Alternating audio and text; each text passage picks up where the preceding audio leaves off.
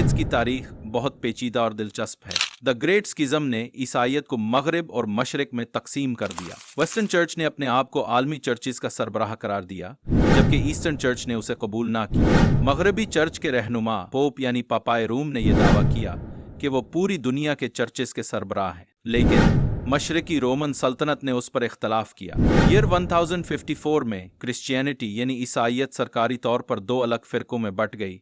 ये बात ऐसे थी जैसे खानदान के अफराद अपनी राहें जुदा कर लें। अस्सलाम वालेकुम and welcome to Pocket School Urdu. हमारा मिशन है कि एआई की मदद से हर बच्चे तक क्वालिटी एजुकेशन पहुंचाई जाए। तो चलिए शुरू करते हैं। आज हम क्रूसेड्स पर बात करेंगे।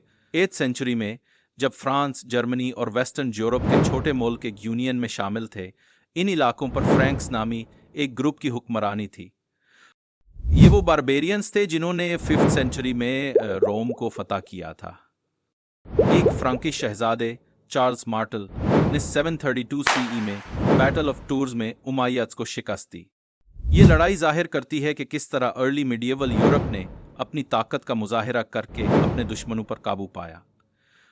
चार्ल्स के करेज और विजडम की वजह से उसे शार्लमेन के नाम से पहचाना जाने लगा, जिसका मतलब है चार्ल्स द ग्रेट। शार्लमेन ने वेस्टर्न रोमन एम्पायर पर अनचैलेंज्ड हुक्मरानी की। यह जाहिर करता है कि एक अजीम लीडर ने यूरोप को किस तरह मुत्तहिद किया। शार्लमेन के दौर में ट्रेड और डिप्लोमेटिक रिलेशंस में इजाफा हुआ। यूरोपियन मर्चेंट्स और अरब्स के दरमियान ताल्लुकात में बेहतरी आई। ये इस बात की मिसाल है कि कारोबारी और सियासी राब्ते किस तरह मिलकर किसी ज़माने की तरक्की में अहम किरदार अदा करते हैं। क्रूसेड्स का बैकग्राउंड बहुत दिलचस्प है। ग्रेट स्किज़म एक रिलीजियस डिजास्टर था। वेस्टर्न रोम और eastern Constantinople, halves of the Roman empire, ने क्रिश्चियनिटी को अपना सरकारी मजहब बनाया था, लेकिन वक्त के साथ दोनों हिस्सों के दरमियान राब्ता खत्म होता गया। अल्टीमेटली 1054 में क्रिश्चियनिटी दो हिस्सों में तकसीम हो गई, और ये डिवीजन आज भी हिस्ट्री में एक अहम टर्निंग पॉइंट के तौर पर जाना जाता है। आज हम बात करेंगे द बैटल ऑफ मांजिकेट के बारे में। यह वाकया 11th सेंचुरी के आखिर में पेश आया था, जब होली लैंड यानी जेरूसलम एक बड़ी जंगी जद में था। यूरोपीय क्रिश्चियंस के लिए ये इलाका खास अहमियत रखता था, क्योंकि since the 6th century Christians अपने मजहबी सफ़र यानी पिलग्रिमेजेस करते आए थे, लेकिन जब टर्क्स ने कंट्रोल संभाला तो ये सफ़र मुश्किल होता गया। अब देखें, Islamic conquest of Syria, Egypt and Iraq ने ईस्टर्न रोमन्स यानी बाइजेंटीन को एनातोलिया और अपनी मजबूत हिफाजत की गई कैपिटल सिटी कॉन्स्टेंटिनोपल तक महदूद कर दिया। सेल्जुक टर्क्स के लीडर अल-परसलान ने बाइजेंटीन आर्मी के खिलाफ एक ब्रेव अटैक की क़यादत की, जिसमें बाइजेंटीन आर्मी की तादाद उनसे दुगनी थी। इमेजिन करें कि एक छोटी फौज ने एक बड़ी फौज को किस तरह हरा दिया। उन्होंने 1071 में मैंजिकेट की मशहूर लड़ाई जीत ली, जिसके नतीजे में बाइजेंटीन एम्परर रोमानोस 4 भी बैटल के दौरान कैप्चर हो गया। आज हम क्रूसेड्स के इस तारीखी वाकया पर बात करेंगे, जिसकी शुरुआत बाइजेंटीन एम्परर अलेक्सियस कोमनेनस के एक अहम खत से हुई। उन्होंने निहायत ज़ाती और मुखलिसाना अंदाज में पोप अर्बन II को खत लिखे, जिसमें उन्होंने रोम में मौजूद पोप से दरख्वास्त की कि वो प्रोफेशनल सोल्जर्स भेजें ताकि अनातोलिया को दोबारा हासिल किया जा सके। खत में अलेक्सियस ने वाज़ेह किया कि अगर पोप अर्बन II इतनी बड़ी फौज जमा करवा सकें कि अनातोलिया को दोबारा फतेह किया जाए, तो आगे चलकर किसी भी कब्जाशुदा इलाके का कंट्रोल पोप और फ्रैंक्स को दे दिया जाएगा।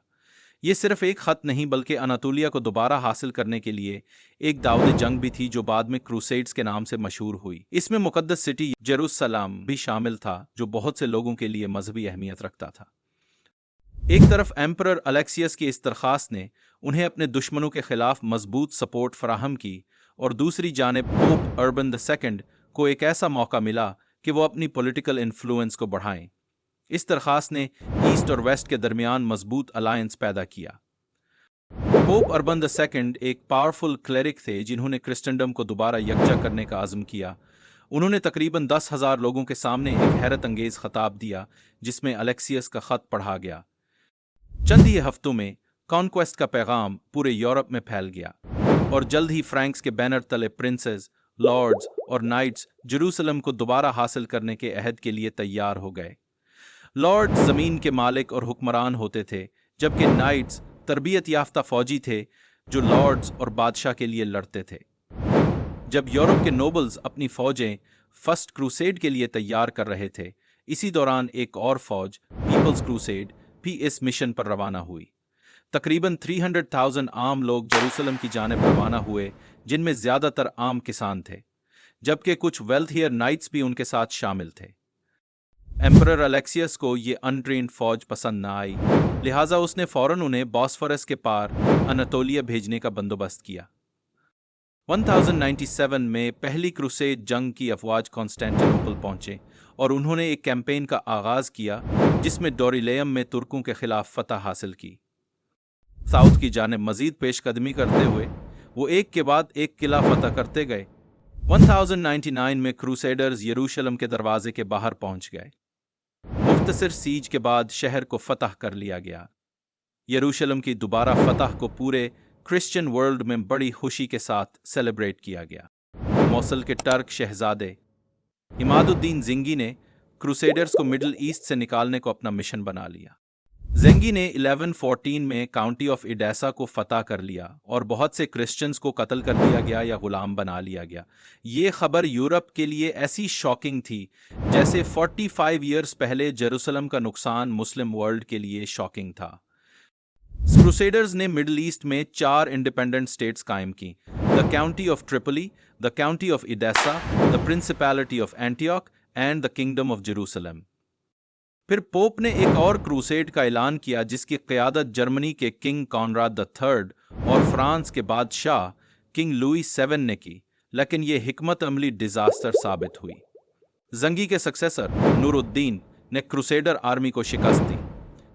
नूरुद्दीन ने Antioch, Damascus as well as the county of Edessa को फतह कर लिया। ये उस वक्त हुआ जब ज़िंगी की फौजों ने शहर पर शदीद हमले किए, यहाँ तक कि उनके लश्कर सिटाडेल पर काबिज हो गए। ये वाक़या हमें ये सोचने पर मजबूर करता है कि तारीख में लीडरशिप और स्ट्रैटेजिक प्लानिंग का कितना अहम किरदार होता है। चार्ल्स मार्टेल की क़यादत में फ्रैंक्स ने 732 CE में बैटल ऑफ टूर्स में मुस्लिम अफवाज को शिकस्त दी। ये बारबेरियंस थे जिन्होंने 5वीं सदी में रोम को फतह किया। चार्ल्स की शुजाअत और हिकमत की वजह से इसे शार्लमेन कहते हैं, यानी चार्ल्स द ग्रेट, जिसने वेस्टर्न रोमन एम्पायर पर राज किया और फ्रैंकिश एम्पायर को एक्सपैंड किया। क्रूसेड्स और ग्रेट स्किज्म ने क्रिश्चियनिटी को डिवाइड किया, जबकि बाइजेंटीन और टर्क्स के दरमियान लड़ाइयां भी तारीख के अहम मोड़ थीं। फर्स्ट क्रूसेड में ट्रेंड आर्मीज और पीपल्स क्रूसेड ने जेरूसलम को फतह किया, जिससे मिडीवल यूरोप की तारीख में एक खास मकाम हासिल हुआ। आइए अब हम एक ओवरव्यू करते हैं। शार्लमेन को 800 CE में होली रोमन एम्परर मुकर्रर किया गया। क्रिश्चियनिटी 1054 में बाज़ाब्ता तौर पर 2 फ़िरक़ों में तकसीम हो गई। 1071 में बैटल ऑफ मानजिकट सेल्जुक्स ने जीत ली। पहली क्रूसेड जंग की अफवाज 1097 में कॉन्स्टेंटिनोपल पहुंचे।